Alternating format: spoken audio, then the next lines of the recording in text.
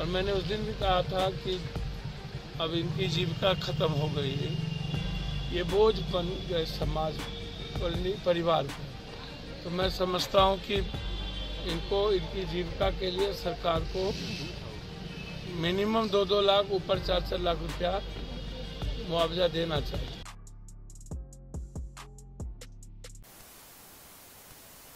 नमस्कार, आप देख रहे हैं भारत लाइव। मैं हूं आपके साथ कंचन। इस वक्त हम आपसे जानना चाहते हैं, क्या आंखों की रोशनी आपके लिए ज़रूरी है? आपका भी यही उत्तर होगा, जी हाँ।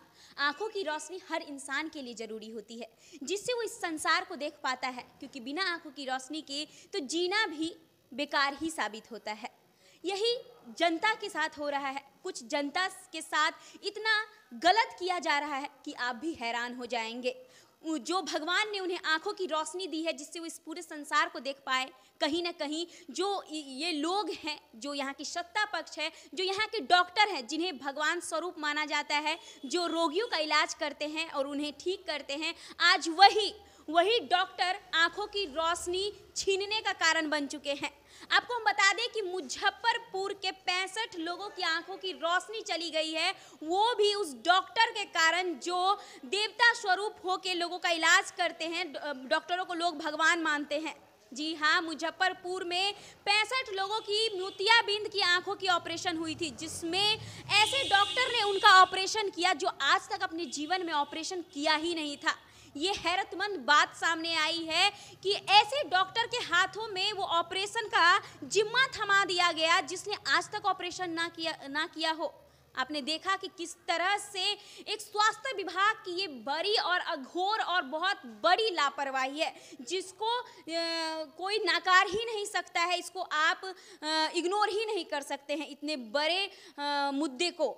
वहीं आपको बता दें कि विधानसभा में भी कुछ विपक्षियों ने इस मुद्दे को लेकर गए, जहां चाहे वो तेजस्वी यादव हो, चाहे वो राबड़ी देवी हो, सभी का एक ही नारा था कि उन 65 लोगों को सत्ता पक्ष की तरफ से क्या मुआवजा मिलेगा और क्या उस डॉक्टरों पर संज्ञान लिया जाएगा। इसी के बीच जो स्वास्थ्य विभाग के हमारे मंगल पांडे जी हैं, वो सामने आए। उन्होंने अपने बयानों में कहा कि उन डॉक्टरों की लापरवाही पर उन पे मुकदमा किया जाएगा, लेकिन फिलहाल अभी तक कोई मुकदमा नहीं किया गया है। वहीं आपको बता दें कि जो जाप सुप्रीमो पप्पू यादव हैं, वो तो समाजवादी हैं ही, क्योंकि आपने खुद ही देखा था कि कोरोना में किस तरह से वो लोगों की मदद कर रहे थे। कोरोना के जंग को जीतने में वो लोगों की मदद कर रहे थे। वहीं अब वो उन मेडिकल कॉलेज, मुजफ्फरपुर के मेडिकल कॉलेज पहुंच चुके हैं, जहां वो लोगों से, मरीजों से हालचाल पूछने गए हैं। वहीं उन्होंने कुछ मरीजों को पैसे भी दिए कि दवा के लिए इलाज कराए।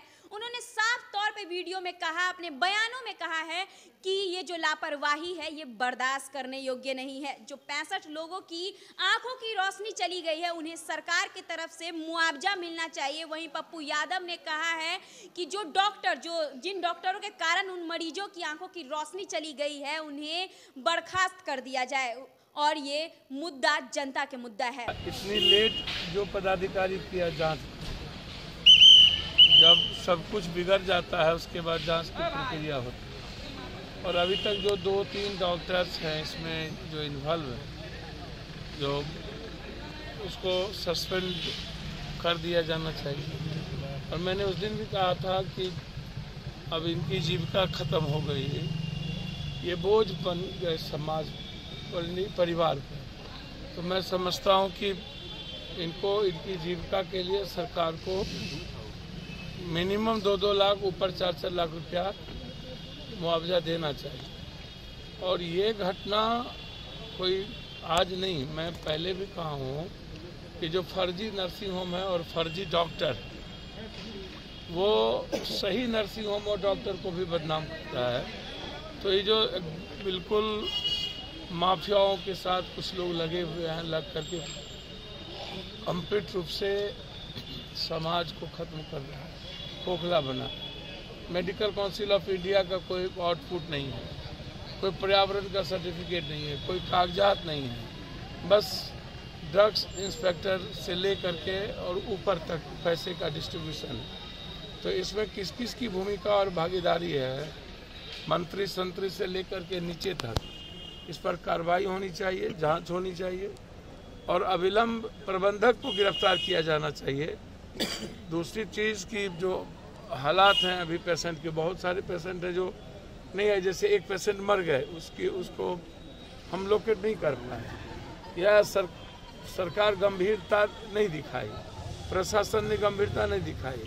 अभी भी यहाँ बेड पर है, जैसे 6 नंबर बेड पर उनका कहना था कि हमारा आँख निकालने की प्रक्रिया थी, नहीं निकालने के कारण हमें सेकेंड प्रॉब्लम भी बढ़ता जा रहा है और लोगों के भीतर डर है कि कोई और प्रॉब्लम ना बढ़ जाए।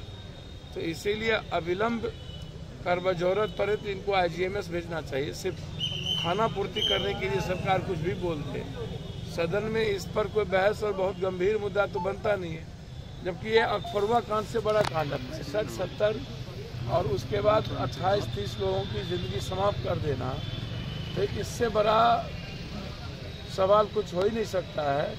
और इसी तरीके का लगभग फर्जी नर्सिंग होम में फर्जी डॉक्टर के द्वारा।